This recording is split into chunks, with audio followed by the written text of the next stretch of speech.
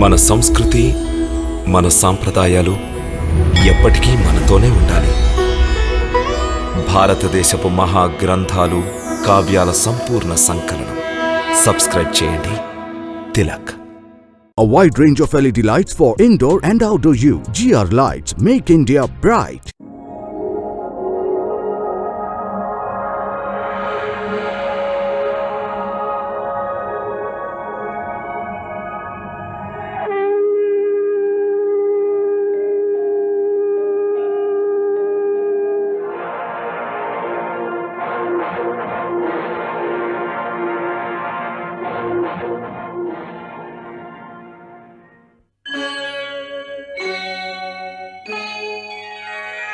Krishna,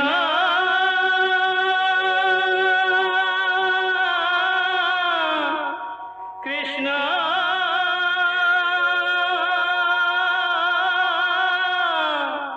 Hare Krishna, Hare Hare.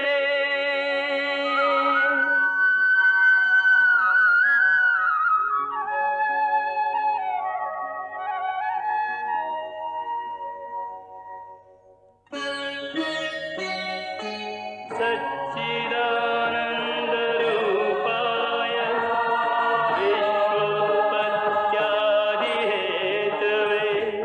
तापत्रयविनाशाय श्रीकृष्णाय वयं नमः।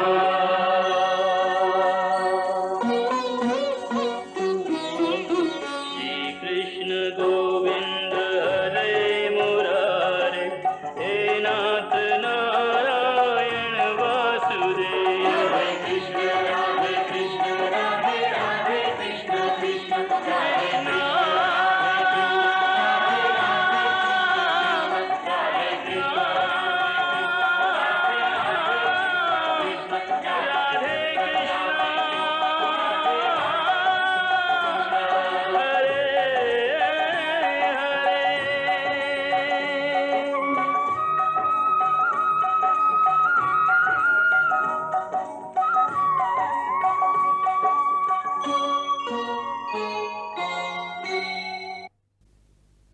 జై శ్రీకృష్ణ. గురుకులంలో విద్యాభ్యాసం పూర్తి కావడంతో భగవానుడు శ్రీకృష్ణుడి మానవ లీలలు ప్రథమ భాగం పూర్తవుతుంది. ప్రథమ భాగమున జన్మ మొదలుకొని కౌమార స్థితి వరకు వారు చేసిన లీలలన్నీ అవి ముఖ్యంగా భక్తులను అలరించుటకు చేసినవే. శ్రీకృష్ణుడే పరిపూర్ణ అవతారుడు. వారే అడుగడుగునా భక్తులకు తెలియజేస్తున్నారు తామే స్వయంగా భగవానులమని.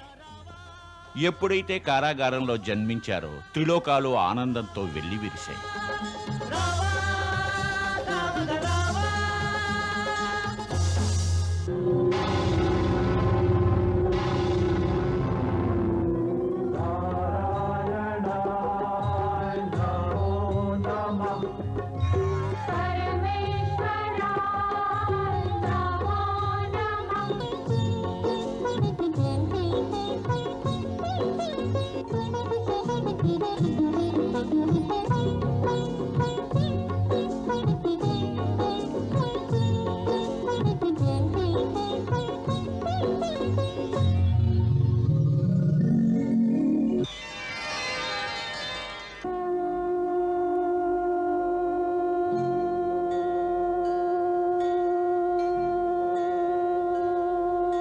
బాల్యంలో అన్ని దశలలోనూ అద్భుతాలను సృష్టించారు.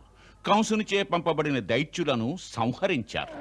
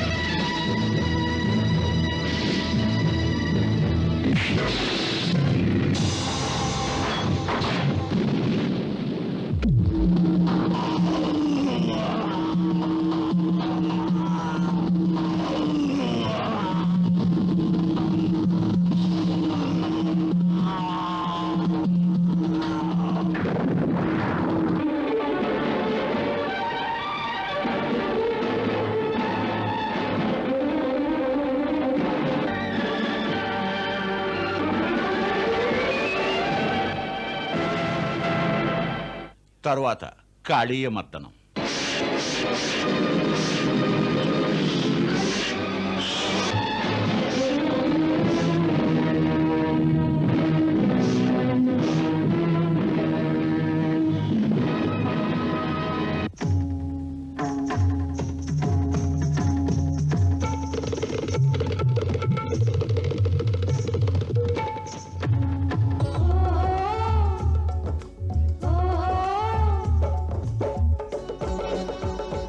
అదిగో కాళీయుని పడగలపై నర్తించే కృష్ణయ్య, ఆ కాళీయుని పడగలపై నర్తించే కృష్ణయ్య.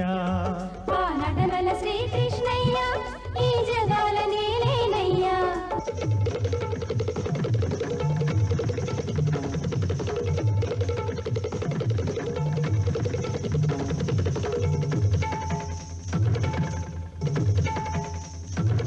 సరస్వతి వీణగానాల కృష్ణునితో శివుడే ఆడే. ఓ జయ జయ కీర్తనలే సాగే, జై జై అంటూ కీర్తించి పాడే. జై జై కృష్ణ ఓ కన్నయ్య, జై జై కృష్ణ కన్నయ్య, జై జై కృష్ణ ఓ కన్నయ్య, జై జై కృష్ణ కన్నయ్య. ఆ తరువాత గోవర్ధనగిరిదారి అయి ఇంద్రుని గర్వమణిచారు.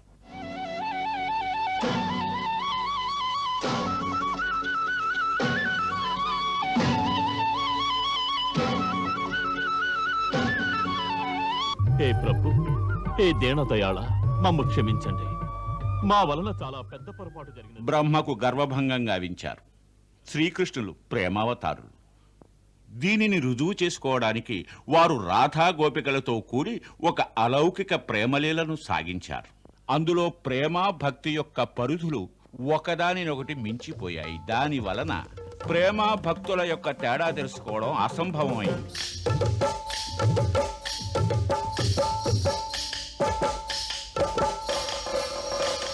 కన్నయ్య అందించు ప్రేమని చరణాలపై పులకించి వాళ్ళని.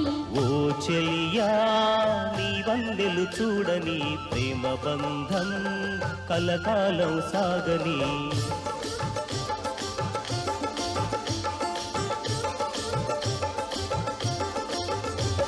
కన్నయ్య అందించు ప్రేమని చరణాలపై పులకించి వాళ్ళని.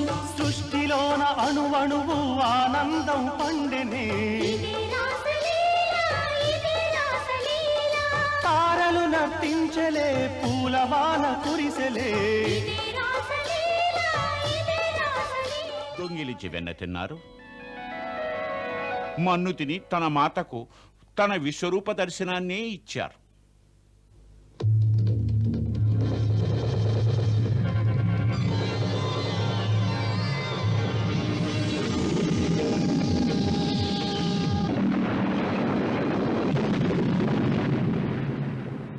ఒకప్పుడు రాధలా వేషం వేసుకుని రాధనే అలరించారు. ఓయ్ కృష్ణయ్య నిన్ను రాధగా మార్చేను.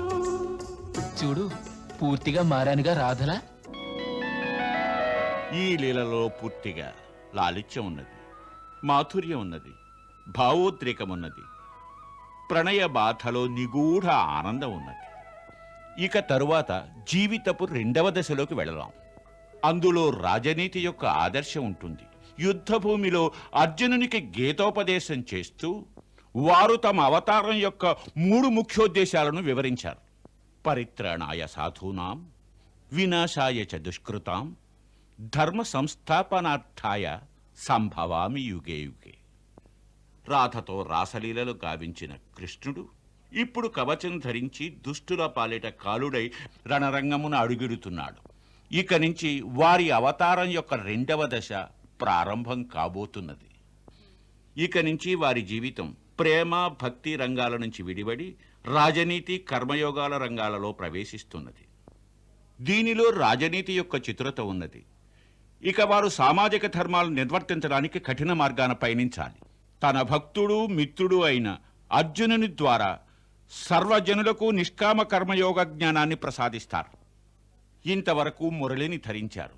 ఇకపై వారు సందర్భానుసారంగా మురళిని విడిచి సుదర్శన చక్రాన్ని ధరించవలసి ఉంది.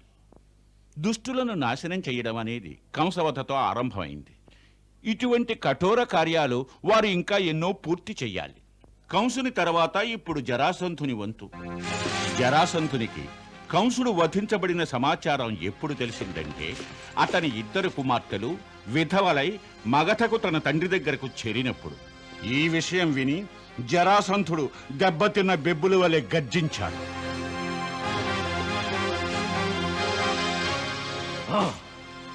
మేము కంసుని తిరిగి బ్రతికించుకోలేం, కానీ మేము మీకు వాగ్దానం చేస్తున్నాం, అతన్ని సంహరించిన వాణ్ణి ఊరికే వదిలిపెట్టాం.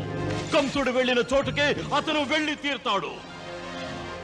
అతడు ఈ ధరిత్రిపై ఎంత మాత్రం జీవించుండటానికి వీల్లేదు.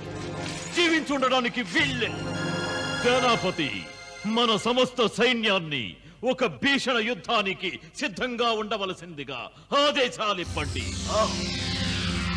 రాజధాని వెలుపల ఎక్కడెక్కడ సైన్య విభాగాలున్నాయో వారందరినీ అస్త్రశస్త్రాలతో సిద్ధమై 15 దినాలలో రాజధానికి చేరుకోవాలని ఆదేశాలివ్వండి. ఏనాడైతే మన సైన్యమంతా సిద్ధంగా ఉంటుందో ఆనాడే మధుర మీదకు దండెత్తి వెళదాం. మాకు తెలుసు, మధుర నరేషుల సైన్యాన్ని ఓడించడానికి మనం ఇంత పెద్ద సైన్యాన్ని తీసుకువెళ్లవలసిన అవసరం లేదని. మాకు కేవలం మధుర సైన్యాన్ని నాశనం చేయడమే లక్ష్యం కాదు, సమూలంగా మధురవాసులను అంతం చెయ్యాలనుకుంటున్నాం, అంతం చేస్తాం. అందుకే ఇంత గొప్ప సైన్యం కావలసి ఉంది. మా కోరికొక్కటే, ఏ మధురవాసులైతే మా జామాతుడు మహారాజు కంసుని వధ జరగడం పట్ల ఆనందంతో జై జయధ్వానాలు చేశారో వారిలో ఏ ఒక్కరూ జీవించి ఉండడానికి వీల్లేదు. మధుర నగర వీధుల్లో పిల్లలు, వృద్ధులు, స్త్రీ పురుషులు ఏ ఒక్కరూ సజీవంగా ఉండకూడదు. మేము ఈ ధరిత్రి నుంచి యాదవులందరినీ నిర్మూలించాలనుకుంటున్నాం. దాంతో సమస్త యాదవుల పేర్లు చరిత్ర పుటల్లోంచి అదృశ్యం కావాలి.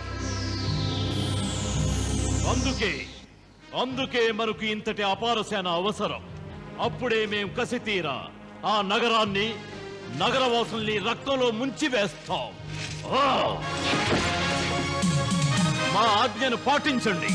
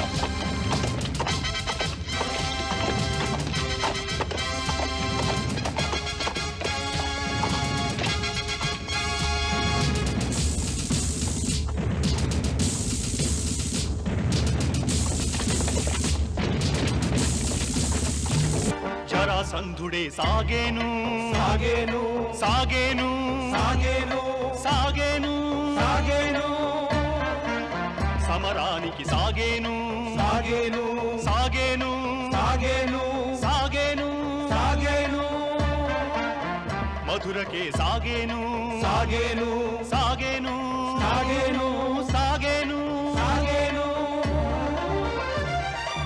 నగరాలన్నీ దాటేరు నగరాలన్నీ దాటేరు రేయి పవలు మరిచారు రేయి పవలు మరిచారు ప్రతీకారమే జ్వాలగా మారగ లక్ష్య సిద్ధికై ముందుకు సాగిరి ప్రతీకారమే జ్వాలగా మారగ లక్ష్య సిద్ధికై ముందుకు సాగిరి లక్ష్య సిద్ధికై ముందుకు సాగిరి ముందుకు సాగిరి ముందుకు సాగిరి ముందుకు సాగిరి జరాసంధుడే సాగేను సాగేను సాగేను సాగేను సాగేను సాగేను మహారాజులకు జయము జయము. మహారాజు బాణాసురుడు సైన్య సమేతంగా వస్తున్నారు. వారికి స్వాగతం పలకండి.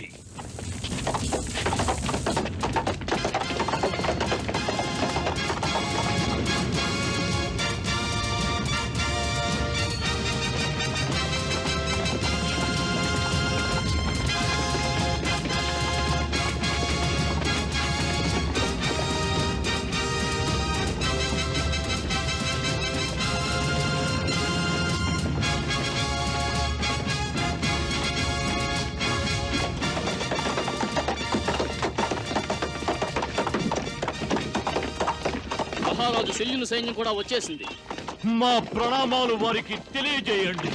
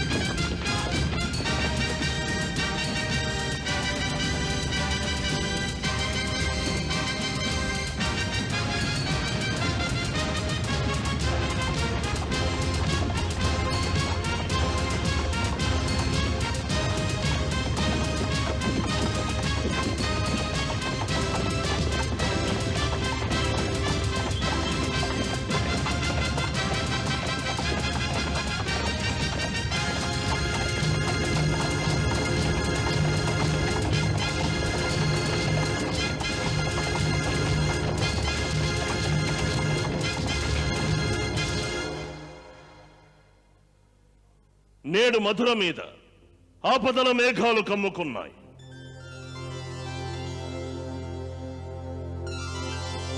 అక్రూరుల వారి గూఢచారులు వార్తనందించారు.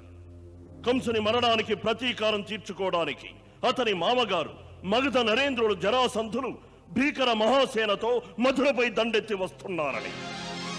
అందిన వార్తల ప్రకారం జరాసంధుల వారితో పాటు అతని మిత్రరాజ్యాల సేనలు కూడా కలిశాయట. ఇంతటి పెద్ద సంక్షోభం నుండి మనం మధురను ఎలా రక్షించుకోవాలి? ఈ సమస్య కారణంగానే ఈ సభను సమావేశపరచవలసి వచ్చింది.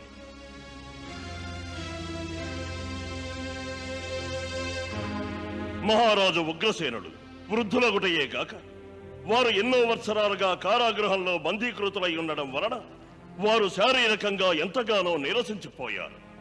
ఆ కారణంగా మనకు వారు అండగా నిలవలేరు, యుద్ధానికి నాయకత్వం వహించలేరు. అయినా ఈ బాధ్యతను వారికి అప్పగించడం న్యాయం కాదు. ఇటువంటి పరిస్థితుల్లో మనమందరం కలిసికట్టుగా ఈ రాజ్యాన్ని రక్షించుకోవాలి. అందుకనే మీ అందరినీ ఇక్కడ సమావేశపరచాం. ప్రస్తుతం ఇక్కడ సమావేశమైన సమస్త విష్ణు శూర అంధక వంశ నాయకుల నుండి మేమిదే ఆశిస్తున్నాం. ఈ స్థితిలో ప్రస్తుత సమస్యకు పరిష్కారం సూచించడంలో మాకు తోడ్పడగలరని. మాకు మీ సలహాలను వివరించండి.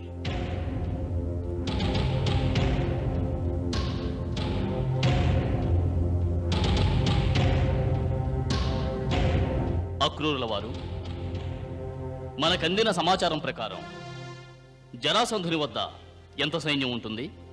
మన గూఢచారుల నివేదన ఏమిటంటే జరాసంధుని వద్ద ఎన్నో అక్షౌహిణీ సేనలున్నాయని. వాటిని లెక్కించడం అసంభవం మహారాజా.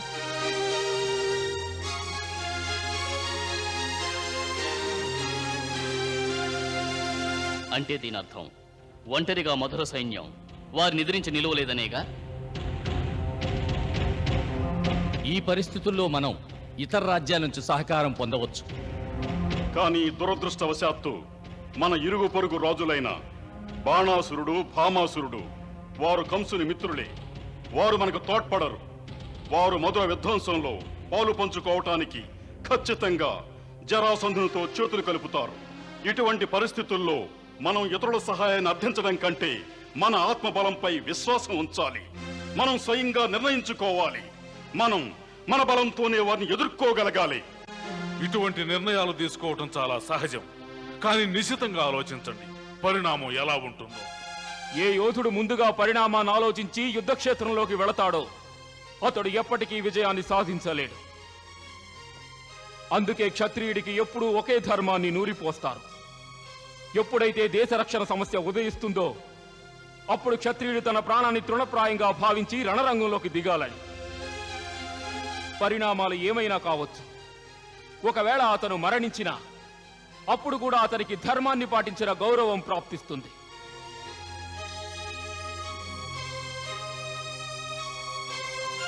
స్వర్గలోకమున అతనికి వీరుడనే కీర్తి ప్రతిష్టలు కూడా లభిస్తాయి. ఏ యుద్ధంలో మనం గెలుపొందే అవకాశాలుండవో ఆ యుద్ధంలో పోరాడి మరణించడాన్ని వీరత్వం అనరు, ఆత్మహత్య అంటారు. దేనిని తమరు ఆత్మహత్య అంటున్నారో దానిని ప్రాణత్యాగం అని కూడా అంటారు.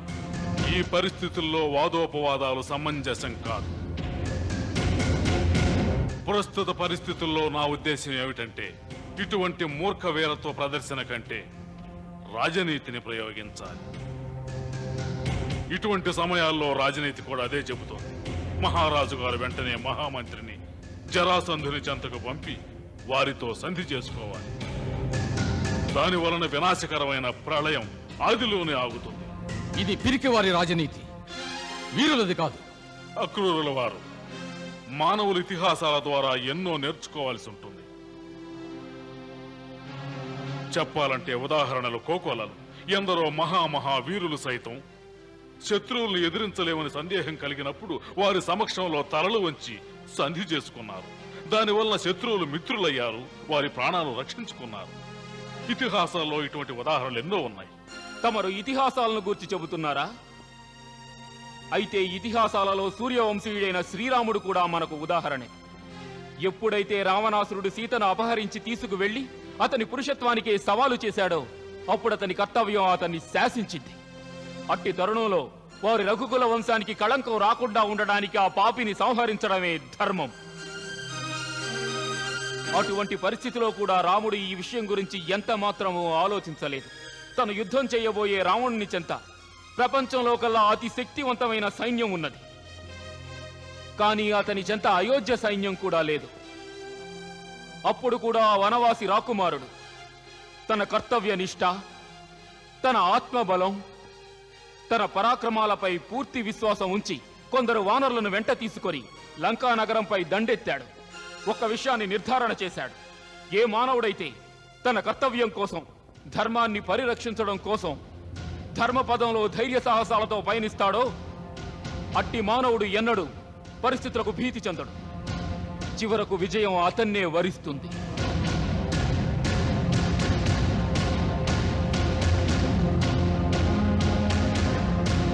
మనకు ఇతిహాసాలు నేర్పుతున్నవి ఇవే మహారాజా.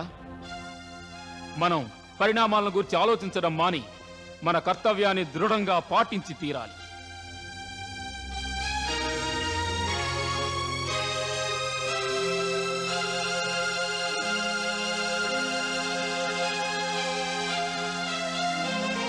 మేం కృష్ణుని మాటలతో ఏకీభవిస్తున్నాం.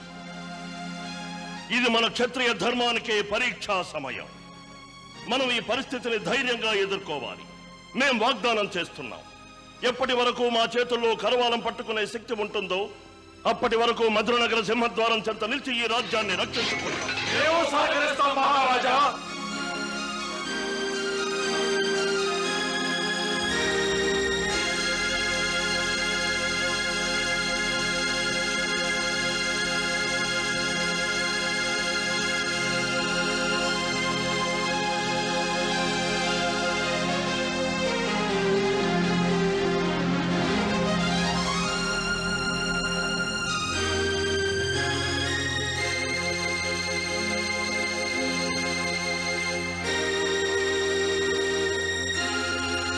మేము వాగ్దానం చేస్తున్నాం మహారాజా, మా శరీరంలో ప్రాణం ఉన్నంత వరకు శత్రువులు తమ నీడను కూడా స్పృశించలేరు.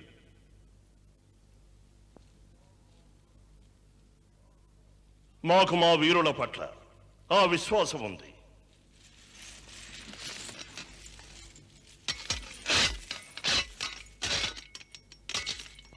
తమరు అనుజ్ఞనిస్తే ఒక చిన్న విన్నపం మహారాజా. అవశ్యం మహారాజా, మరొక పథకం నా ఊహల్లో ఉన్నది. ఒకవేళ బాణాసురుడు భామాసురుడు మనకు సహకరించకుంటే మనకు అతి సమీపంలో ఇంద్రప్రస్థ విశాల సామ్రాజ్యం కూడా ఉన్నది. వారి చెంత అతి శక్తివంతమైన సైన్యం ఉన్నది. వారిలో భీష్మ పితామహులు, ద్రోణాచార్యుల వంటి మహాధనుర్ధనులు, మహారథులు ఉన్నారు. ఇంద్రప్రస్థంలో తమ పుత్రిక మన కుమార వసుదేవుల సహోదరి అయిన మహారాణి కుంతీదేవి గారు ఉన్నారు. పూర్తిగా నాకు విశ్వాసం ఉంది. కనుక మనం వారి సహకారాన్ని అర్థించామంటే ఈ క్లిష్ట పరిస్థితిలో వారు మనకు తప్పక సహాయం చేయగలరు. తమరు ఈ విషయాన్ని ధృతరాష్ట్రుల వారికి, అక్రూరుల వారి ద్వారా తెలియజేస్తే మధురకు అది దగ్గరగా ఉన్న కారణంగా వారి సైన్యాన్ని సరైన సమయానికి ఇక్కడకు పంపగలరు.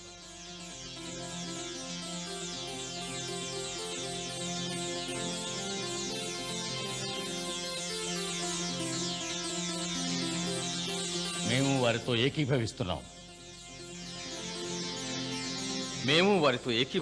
మహారాజా. మహారాజా, నేను ఏకీభవిస్తున్నాను. మేము ఏకీభవిస్తున్నాం.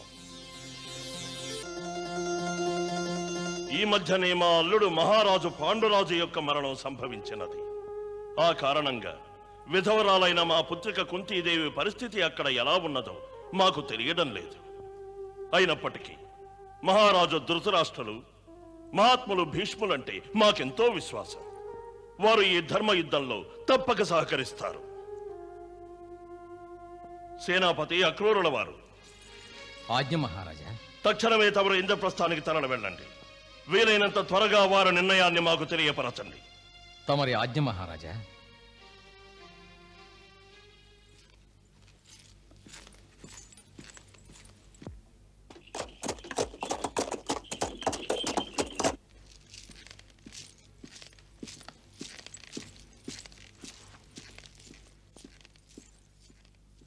అక్రూరుల వారు,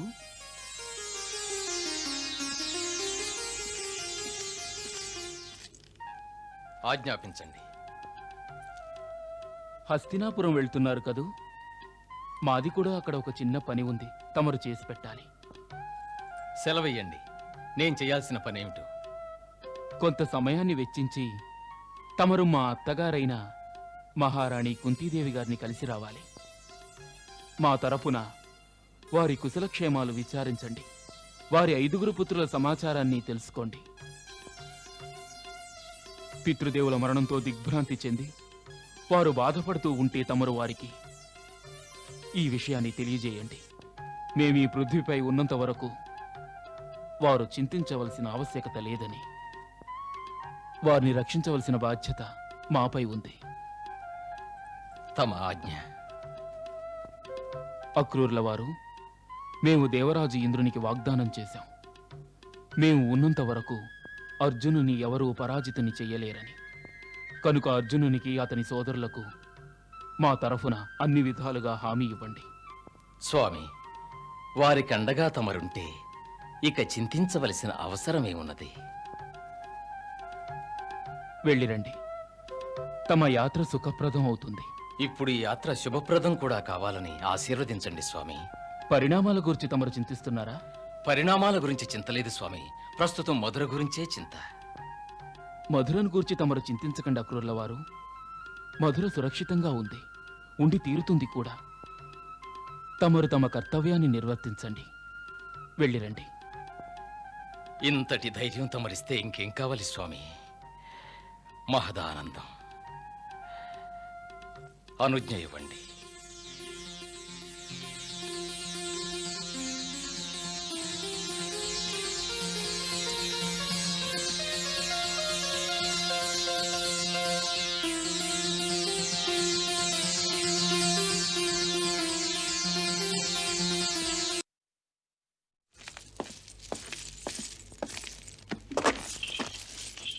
వెళదాం సారథి.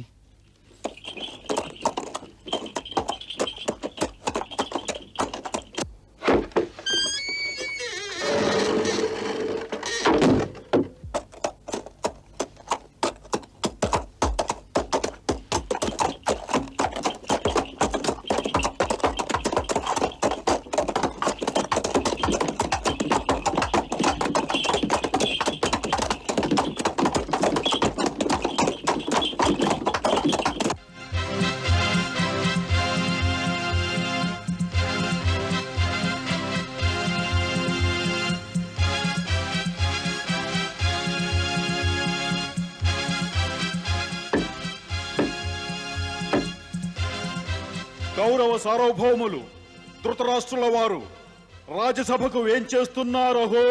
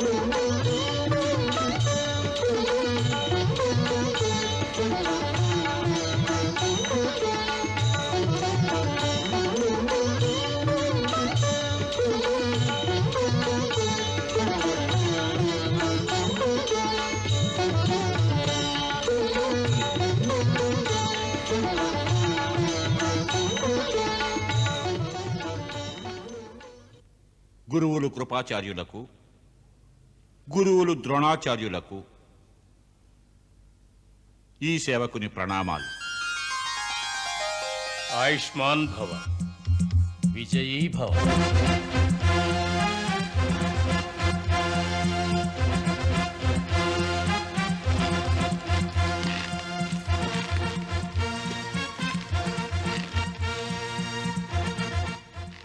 దాతశ్రీ భీష్మాచార్యుల చరణాలకు విచిత్రవీర్యుని పుత్రుడు ధృతరాష్ట్రుడు ప్రణమిల్లుతున్నాడు. యశస్వీ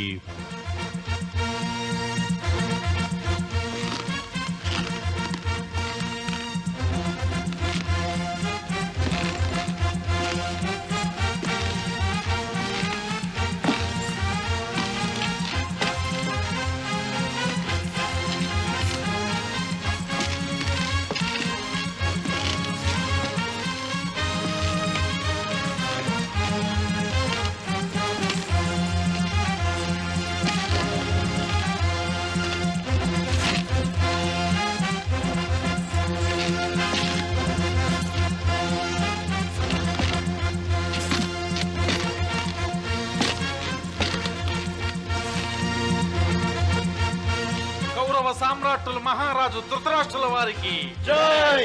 కౌరవ సామ్రాట్టులు మహారాజు ధృతరాష్ట్రుల వారికి జై! కౌరవ సామ్రాట్టులు మహారాజు ధృతరాష్ట్రుల వారికి జై! కౌరవ సామ్రాట్టులు మహారాజు ధృతరాష్ట్రుల వారికి జై!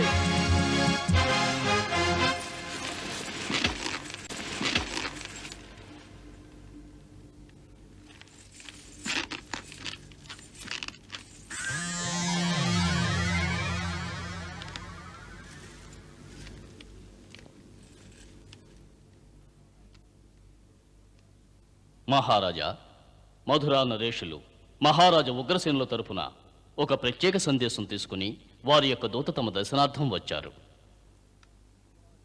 మహారాజులు అనుమతిస్తే వారిని కొలువులోనికి ప్రవేశపెడతాం. అవశ్యం. క్షమించాలి మహారాజా. దూత సభలోకొచ్చే ముందు మనం ఒక విషయం గురించి ఆలోచించాలి. మధుర నుంచి ఈ ప్రకారంగా ఒక దూత అకస్మాత్తుగా ఇక్కడికి వచ్చాడంటే సాధారణ విషయం కాదు. అతని రాకలో ప్రయోజనం ఏమిటో. ఆ వచ్చిన వ్యక్తి నిజంగానే రాజదూత అయ్యుంటాడా లేక విశిష్ట వ్యక్తి? మహామంత్రి విదుర, తమరు మహారాజుల వారికి ఈ విషయం విన్నవించలేదు. ఆ వచ్చిన వ్యక్తి ఎవరు? ఎవరు?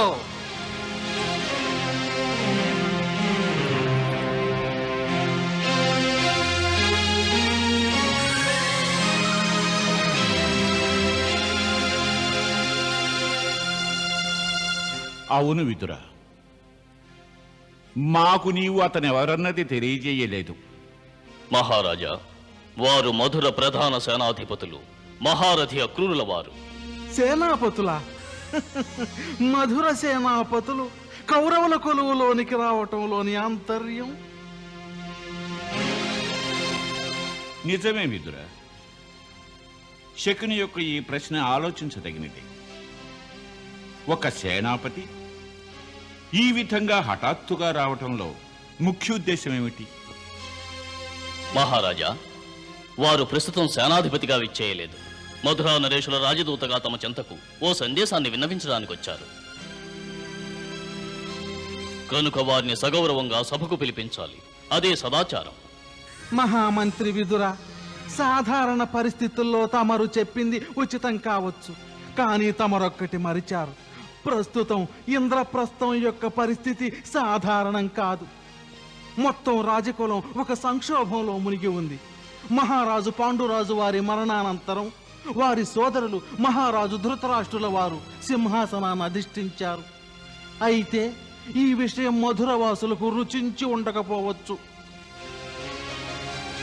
ఎందుకంటే మహారాణి కుంతీదేవి కారణంగా యాదవుల అసలు సంబంధం మహారాజు పాండుతోనే ఉండవచ్చు. అందుకనే సహజంగా వారి యొక్క సానుభూతి మహారాజు ధృతరాష్ట్రులపై ఉండదు. అందుకే వారు రాయబారిని పంపి ఉండవచ్చు, పాండురాజు జ్యేష్ఠపుత్రుడికే సింహాసనాన్ని అప్పగించాలని.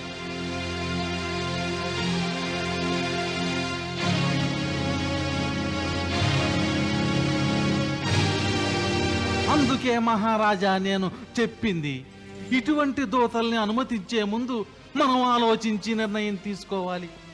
ఒకవేళ వారు ఆ ఉద్దేశంతోనే వచ్చి ఉంటే వారికి మనం ఏం సమాధానం చెప్పి పంపించాలి అని నిర్ణయించుకున్నాకే మనం రాయబారిని లోపలికి రానివ్వటం మంచిది.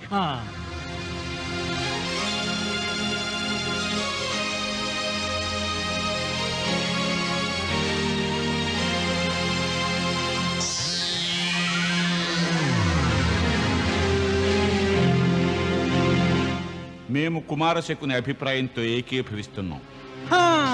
అదే ఉచితం మహారాజా, అదే ఉచితం. ద్వారపాలక,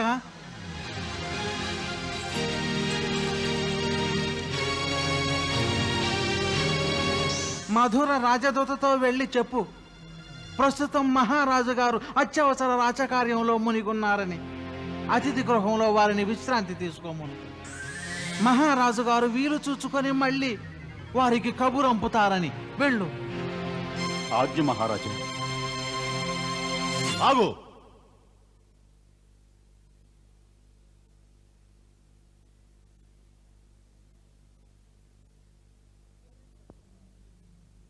క్షమించండి మహారాజా.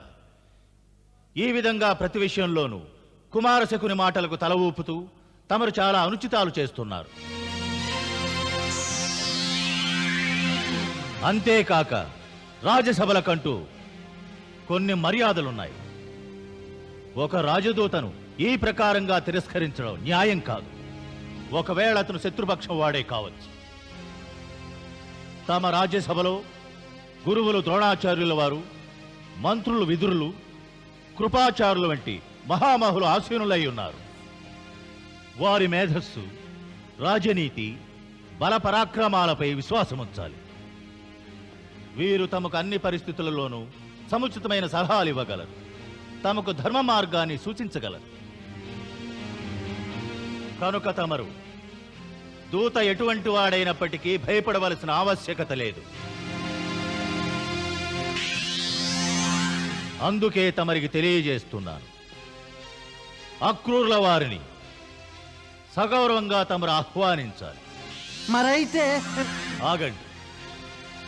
ఆ వచ్చిన దూత సందేశం మనకు అనుకూలం కాకపోతే సగౌరవంగా తెలియచేద్దాం. మాలో మేము చర్చలు జరిపిన తర్వాత కబురు చేస్తామని. కనుక ముందు మనం వారికి మాట్లాడే అవకాశం కల్పించాలి.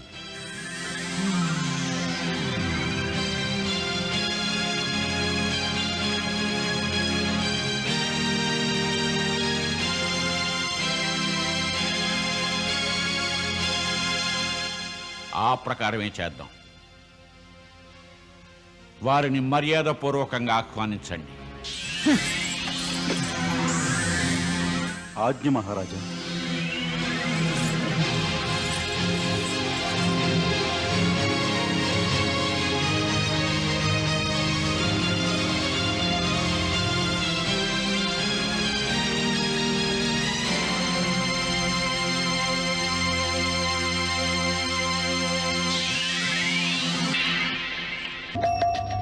हरे